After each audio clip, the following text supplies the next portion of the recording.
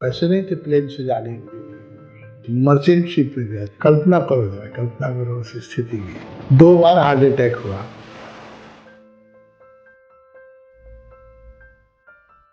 सत्तर साल में अमेरिका जाके संकल्प किया, मैं दुनिया में 110 कृष्ण के मंदिर बनाऊंगा।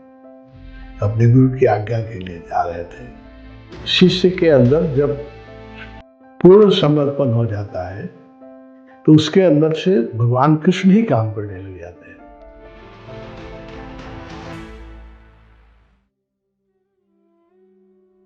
वो गए हैं, प्रभुपाद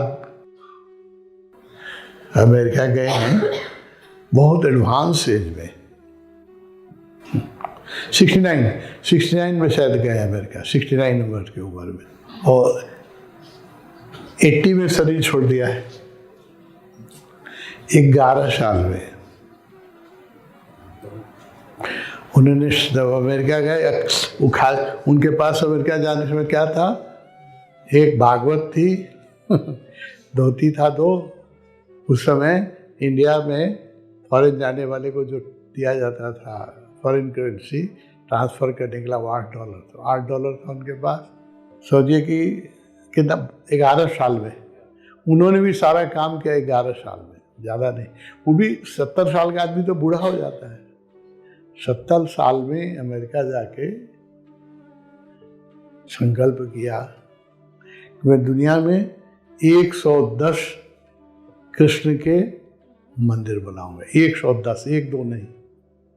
और सारी दुनिया में 110 कृष्ण मंदिर बना दिया 11 साल में, इतने अच्छे। और लाखों लोगों को कृष्ण भक्ति में, ऐसे लोगों को जो हिंदी भी नहीं जानते, इंग्लिश भी नहीं जानते, संस्कृत भी नहीं जानते, उनको ऐसे स्ट्रीट पर नचाना कितना कठिन है। सोचो, असंभव है। कोई अफ्रीका में जाके और रूस में जाकर के, यूक्रेन में जाकर के उन्होंने जो काम किया है वो असंभव है, इम्पॉसिबल है। एक आदमी ने 110 मंदिर बनाए, और उसके पास जब गया था तो सिर्फ $8 थे और एक भागवत की किताब थी। लेकिन क्या था, संकल्प था।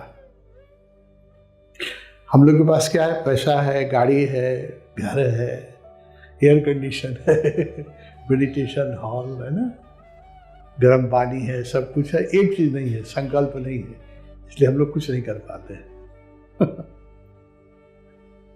गुरु भक्ति नहीं और संकल्प नहीं है। उनके पास वो 2 चीज थी।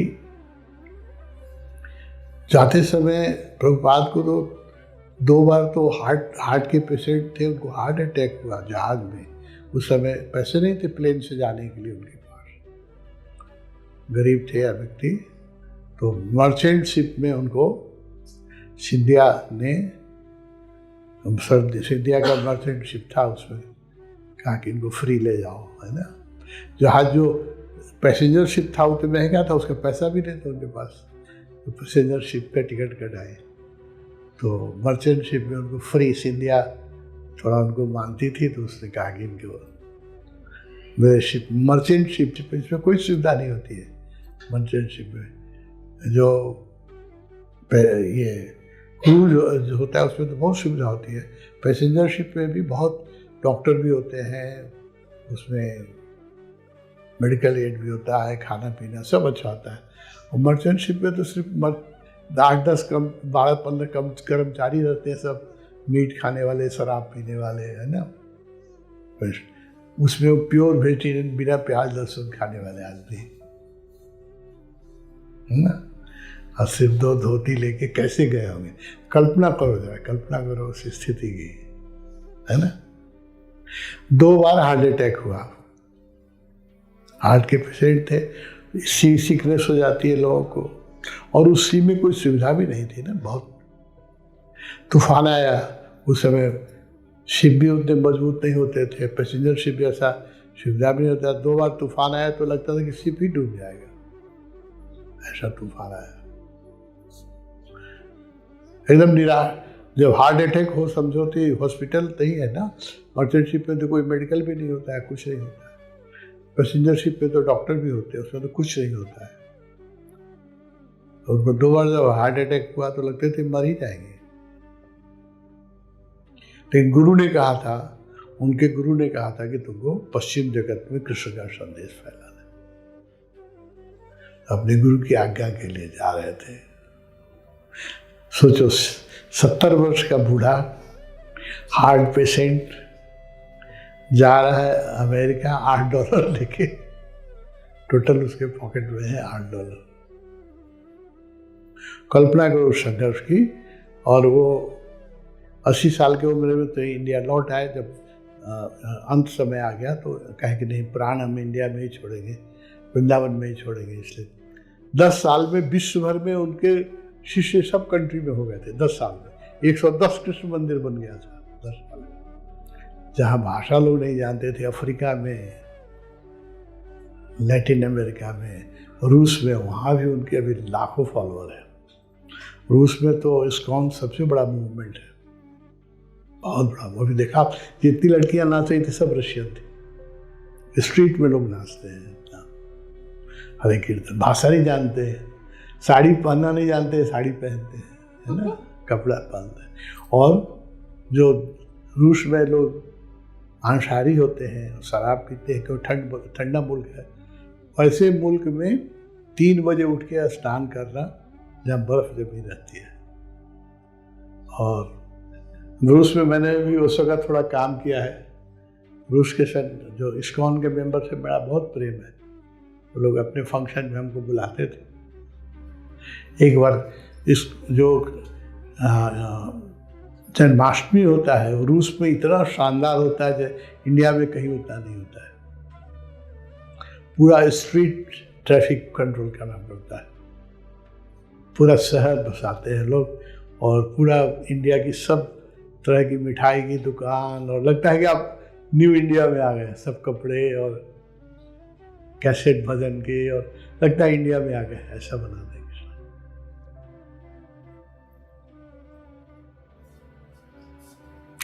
ओशो वाले से उन लोगों का ज़्यादा अच्छा संबंध नहीं रहता है, क्योंकि हम लोग उतना डिसिप्लिन नहीं मानते हैं। वो लोग तो प्याज लहसुन भी नहीं खाते। रूस में भी प्याज लहसुन नहीं खाते।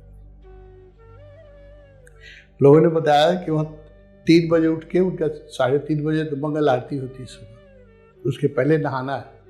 तो रूस में तो पाइप जम जाता है जाड़े में, पानी नहीं आता है पाइप से, तो नहाएंगे कैसे? और बिना नहाए मंगल आरती नहीं कर सकते। तो लोग क्या करते हैं, जाड़े में बर्फ गिरी रहती है। रशियन फ्रेंड दोस्तों ने मुझे बताया, इसको उनके दोस्तों ने, कि वो बाहर बगीचे में जाके बर्फ पर लौटते हैं। स्नान हो गया और तौलिया से पोंछ लेते हैं। बिना नहाए कृष्ण मंदिर में जा नहीं सकते, पानी जमा हुआ है पाइप में, पानी आता नहीं है। और उनके मंदिर भी उस समय तो बहुत गरीब थे। अब तो थोड़ा हुआ है, उस समय तो कुछ नहीं था उनके पास। तो बर्फ में लौट के तौलिया से पूछ के और धोती पहन के 3:30 बजे मंगल आरती के लिए कृष्ण मंदिर में आ जाते हैं। एक भी ओशो सन्यासी ऐसा कर सकेगा? इसलिए हम लोग के गुरु का काम भी नहीं होता है। थपड़ी बजा के लोग आते हैं, थपड़ी बजा के चले जाते हैं। उन लोगों के जीवन से प्रेरणा लेनी चाहिए। मुझे तो बहुत प्रेरणा मिली। मुझे उन लोगों ने गेस्ट बनाया था और कहा थे कृष्ण के बारे में बोलने के लिए मॉस्को में, प्रभुपाद के लिए कृष्णाष्टमी के समय में। ये बहुत, प्रभुपाद जी के प्रति मेरे मन में बहुत सम्मान है, बहुत सम्मान है। अपने गुरु के प्रति कितना समर्पण और कितना त्याग और कितना आत्मविश्वास। सोचो ना, अकेला आदमी एक भागवत की कॉपी लेके, वहाँ वो बाद में कहते हैं, हम उनका जीवनी, सब लोगों से मैं आग्रह करता हूँ, आप लोगों को अगर गुरु भक्ति की प्रेरणा लेनी है तो इन लोगों की जीवनी पढ़िए। विवेकानंद की जीवनी पढ़िए, स्वामी विवेकानंद कैसे अमेरिका में कितना संघर्ष किया। सब प्रभुपाद जी की जीवनी पढ़िए, कितना संघर्ष करना पड़ा अमेरिका में। एक टाइपराइटर था, वो भी चोरी हो गया। किसने दिया एक टाइपराइटर, वो भी चोरी हो गया। रहने की जगह नहीं, खाने की जगह नहीं। शुरू के दिनों में, लेकिन फिर 10 साल के अंदर कैसा कमाल किया। आज अमेरिका के हर बड़े शहर में इस्कॉन का मंदिर है, और छोटा मोटा मंदिर नहीं है, विशाल मंदिर है, जहाँ